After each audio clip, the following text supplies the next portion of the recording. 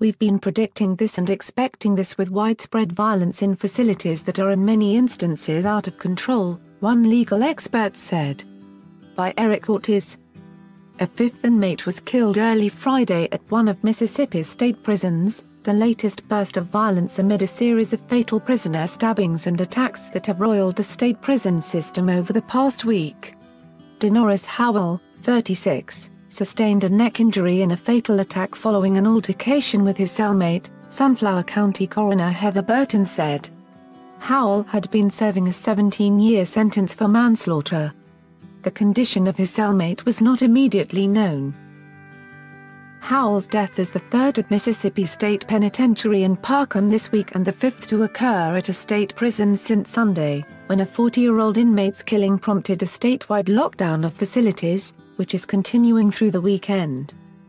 The Mississippi Department of Corrections did not immediately return a request for comment about the incident at Mississippi State Penitentiary, the state's only maximum security prison for men and home to more than 3,500 inmate beds.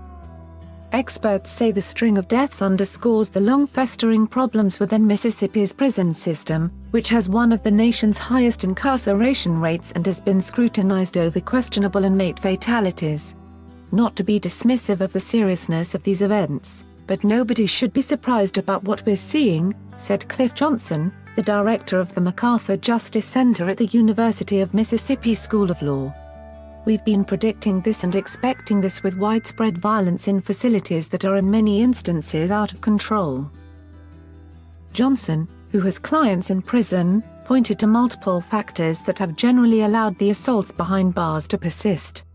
The 2014 investigation by the Clarion Ledger found that gangs rule, and despite a zero tolerance by corrections officials, inmates described how gang members stab people down, and nothing happens to them. At the time, then State Corrections Commissioner Chris Epps disagreed that gangs were powerful.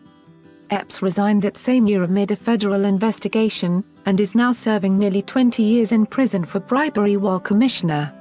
Burton said Friday the two other inmate deaths at Mississippi State Penitentiary, one that occurred Wednesday after midnight and a separate incident on Thursday, involved the victims being stabbed multiple times during gang-related riots.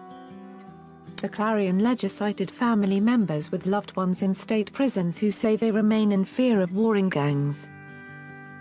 State prison officials have not commented on what led to these latest deaths, and in an earlier statement said, reporting allegations is irresponsible and could further jeopardize the safety of officers, inmates, and the public. But whether or not all of the inmate deaths are directly tied to gangs, there remains a greater concern for how guards use inmates to exert control over other inmates, which is exacerbated by the underfunding of staffing levels and keeping prisoners incarcerated for long periods. At this time in Mississippi, gangs have a substantial amount of influence on our prisons statewide, Johnson said. Getting to the heart of prison violence, however, by addressing not simply the issue of gangs but the larger systemic problems within the criminal justice system remains tricky in Mississippi, one of the poorest states in the nation. For instance, Johnson said, officials might think that hiring more corrections officers and staff would be the reasonable answer. But instead, he said, looking at ways to cut down on over-incarceration, through allowing more inmates to be eligible for parole or the easing of harsh sentencing guidelines, could be better solutions. But there's a historical resistance to change here, Johnson said. A lot of things we do here is because it's the way we've always done them. Meanwhile, changes are already slated for the Department of Corrections as Corrections Commissioner Alyssa Hall is planning to step down this month when Gov-elect Tate Reeves, a Republican, takes office. Reeves has yet to announce who will succeed Hall. Her tenure has been marked by questions surrounding how 16 inmates died in separate incidents in August 2018 while in state custody. Hall called on the FBI and the Mississippi Department of Public Safety to assist in the investigation into the deaths, NBC News reported. While we believe that most of the reported deaths during the month of August are from illnesses or natural causes, such as cancer and heart disease, based on available information, we are seeking assistance from others outside the department in the interest of transparency, Hall said in a statement.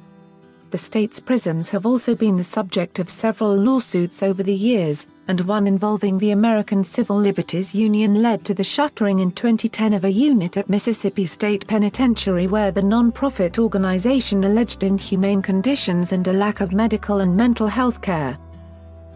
This recent wave of deaths comes as a U.S. district judge ruled this week that there's no evidence that current conditions at the East Mississippi Correctional Facility near Meridian are violating prisoner rights. Prisoners said in a 2013 complaint that they were subject to violence, forced into long stretches of solitary confinement and denied health care, among other alleged abuses. Whomever the incoming governor taps as corrections commissioner will have a challenging road ahead, Johnson said. It's a very difficult job, he added, and that new person is going to need to take some time on the front end to get their arms around all the different contributing factors that has led to this mess.